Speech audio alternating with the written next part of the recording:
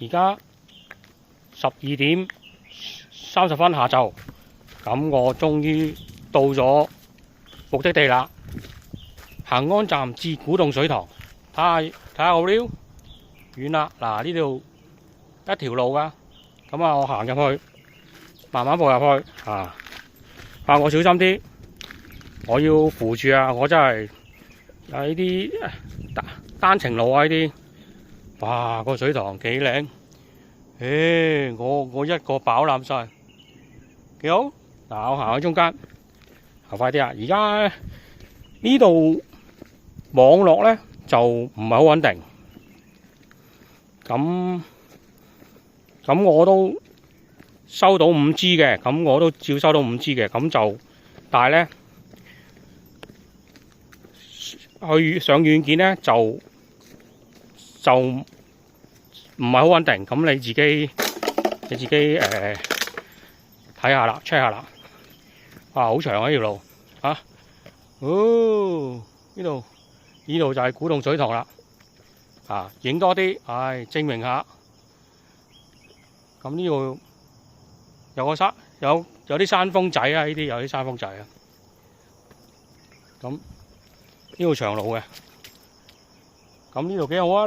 兩邊有欄有圍欄都幾好，但係行入嚟嗰陣時咧就有單邊嘅啫，就小心啲。咁我啊獨自一個行過嚟嘅。咁呢度古洞水塘咧，咁就對我嚟講咧就唔係好難行到呢度。係啊，我喺徐水站嗰度。咁呢度，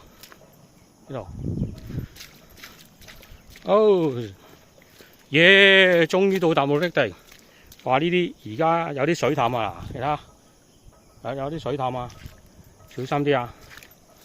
哇，頭先入村口已經有啲朋友迎接我啦，幾開心啊！有啲狗朋友迎接我啦，我都迎面佢。呢度，咁我慢慢睇啦，我慢慢行啦。呢度，咁呢度算啦，咁我都唔行咁入啦，我呢度到咗就算噶啦。咁我上山嗰啲我唔上噶啦，即係話，咁你就唔好行去配水庫嗰條路喎。咁有圍欄咧，咁係正式水務署嘅路段嚟嘅，咁就唔好行啦，係啊，因為要有認可先可以入到去嘅。咁你呢度就唔係嘅，呢度就可以行人公眾入到嘅。咁我轉個圈，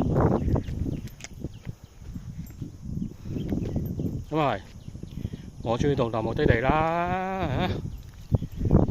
我孤身一人就到咗呢度啦。